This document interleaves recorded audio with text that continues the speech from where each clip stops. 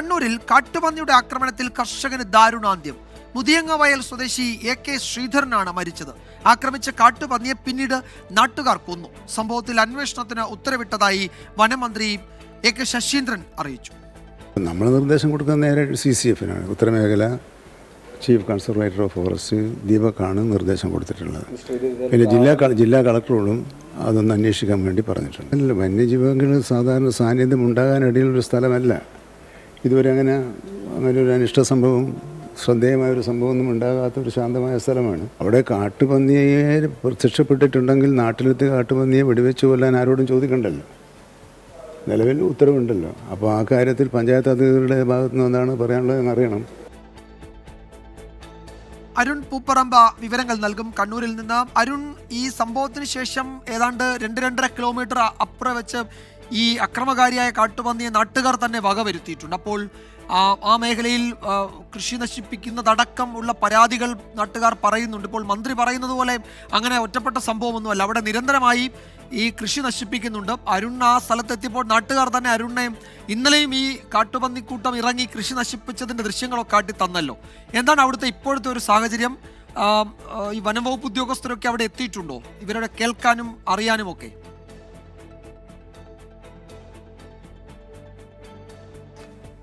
വിജയകുമാർ, മന്ത്രിക്ക് ലഭിച്ച വിവരം പൂർണ്ണമായും ശരിയല്ല എന്ന് നമുക്ക് ഇവിടെ എത്തി ഇവിടുത്തെ കർഷകർ അതോടൊപ്പം തന്നെ നാട്ടുകാരുടെ പ്രതികരണങ്ങളിലൂടെ നമുക്ക് ബോധ്യപ്പെട്ടിട്ടുണ്ട്. കാരണം കർഷകർ തന്നെ അവരുടെ കൃഷിയിടങ്ങളിൽ കാട്ടുപന്നി ശല്യത്തിൻ്റെ ഭാഗമായി കാട്ടുപന്നി നശിപ്പിച്ച വിളകളൊക്കെ അവർ തന്നെ നമുക്ക് നേരിട്ട് കാണിച്ചു തരികയൊക്കെ ചെയ്തു.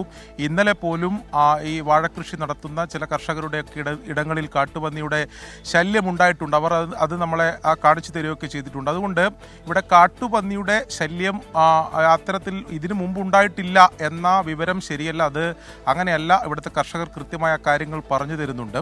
ഇന്ന് രാവിലെ 9 മണിയോടെയാണ് ഈ സംഭവം ഉണ്ടായത്.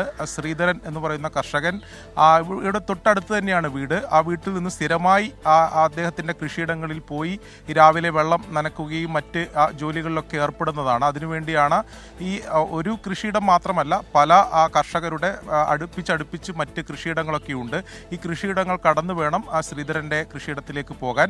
അങ്ങനെ നടന്നു പോകുന്നതിനിടെയാണ് കാട്ടുപന്നി അപ്രതീക്ഷിതമായി ആക്രമിക്കുകയും മരണം സംഭവിക്കുകയും ചെയ്തത്. ക്രൂരമായ ആക്രമണം നടന്നു എന്നതാണ് അതിനുശേഷം ഈ സംഭവത്തിന് ശേഷം അവിടെ ഓടിയെത്തിയവരൊക്കെ, ഈ നിലവിളി കേട്ട് ഓടിയെത്തിയവരൊക്കെ പറഞ്ഞിട്ടുള്ളൂ. എന്തായാലും കർഷകരെ സംബന്ധിച്ച് അല്ലെങ്കിൽ നാട്ടുകാരെ സംബന്ധിച്ച് അവർക്കിപ്പോൾ അതിൻ്റെ ഒരു നടുക്കം, ഞെട്ടൽ, അതോടൊപ്പം തന്നെ അമർഷമൊക്കെ അവരുടെ ഭാഗത്തുനിന്നുണ്ട് ഉണ്ടാകുന്നുണ്ട്. അതിൻ്റെ ഭാഗമായിട്ടാണ് ഇപ്പോൾ ആ കാട്ടുപന്നിയെ 2 കിലോമീറ്റർ ഇവിടുന്ന് കൃത്യം പറഞ്ഞാൽ ഒരു 2-2.5 കിലോമീറ്റർ അകലെ വെച്ചാണ് ഇപ്പോൾ ആ കാട്ടുപന്നിയെ ചത്ത നിലയിൽ കണ്ടെത്തിയിട്ടുള്ളത്. നാട്ടുകാർ തന്നെ അതിനെ വകവരുത്തി എന്നാണ് നമുക്ക് മനസ്സിലാക്കാൻ സാധിക്കുന്നത്. അങ്ങനെയാണെങ്കിൽ കൂടുതൽ പ്രതിഷേധങ്ങളിലേക്കോ അല്ലെങ്കിൽ അവരുടെ ഭാഗത്തുണ്ടായ കൂടുതൽ അമർഷങ്ങൾ അവർ പ്രകടിപ്പിക്കാനുള്ള സാധ്യത ഉണ്ട് എന്ന് തന്നെയാണ് ഈ ഘട്ടത്തിൽ നമുക്ക് മനസ്സിലാക്കാൻ സാധിക്കുന്നത്. വനം വകുപ്പിൻ്റെ ഉദ്യോഗസ്ഥർ നേരത്തെ ഇവിടെ എത്തിയിരുന്നു, പോലീസ് ഉദ്യോഗസ്ഥരും നേരത്തെ ഇവിടെ എത്തിയിരുന്നു. ഇവിടെ സംഭവ സ്ഥലത്തെത്തി അവർ അവരുടെ പരിശോധനകളൊക്കെ പൂർത്തീകരിച്ചതിന് ശേഷം ആദ്യഘട്ടത്തിൽ ആ കാട്ടുപന്നിയെ കണ്ടുപിടിക്കുന്നതിന് വേണ്ടിയിട്ടുള്ള ശ്രമങ്ങൾ വനം വകുപ്പ്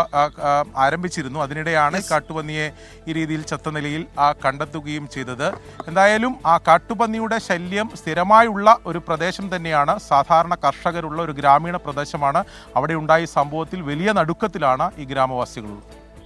യെസ്, അരുൺ പൂപ്പറമ്പയാണ് വിവരങ്ങൾ നൽകിയത്. അരുൺ പറഞ്ഞതുപോലെ ആ നാട്ടുകാർ വലിയ ആശങ്കയിലാണ്. തുടർച്ചയായി ഈ കൃഷി നശിപ്പിക്കുന്ന കാട്ടുമൃഗങ്ങൾ കൃഷി നശിപ്പിക്കുന്ന ഒരു മേഖലയാണ്. വനമന്ത്രി പറഞ്ഞതുപോലെ അല്ല വസ്തുത എന്ന് നാട്ടുകാർ തന്നെ നമ്മളെ കാണിച്ചു തരുന്നുണ്ട്. അവിടെ എത്തിയപ്പോൾ വിശദാംശങ്ങളാണ് അരുൺ അവിടെ നിന്ന് പങ്കുവച്ചത്.